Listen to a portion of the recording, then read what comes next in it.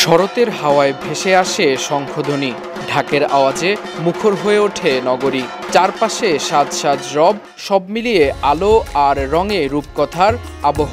বাঙালি হিন্দু সমাজে শুরু হতে যাচ্ছে বছরের সবচেয়ে বড় ধর্মীয় উৎসব শারদীয় দুর্গাপূজা।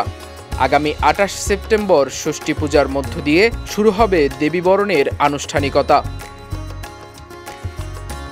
শহরের প্রতিটি পুজো মণ্ডপে এখন সাজসজ্জায় মুখরিত। প্রতিমার রং তুলিতে ফুটে উঠছে দেবীর রূপ, আর প্যান্ডেলের আলোকছটায় রূপকথার মতো হয়ে উঠছে চারপাশ। ষষ্ঠী থেকে দশমী পর্যন্ত প্রতিদিনই পূজা মানে আনন্দ, ভক্তি আর মিলন মেলার রঙিন মেলবন্ধন।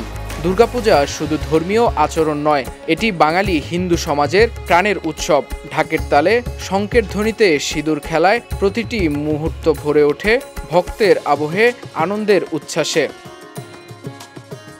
আনন্দ আর অশ্রুর মেশেলে বিজয়ী দশমীর বিদায় জানায় দেবীর প্রস্থানকে, কিন্তু সেই বিদায়ের ভেতরই লুকিয়ে থাকে বুকভরা আশা।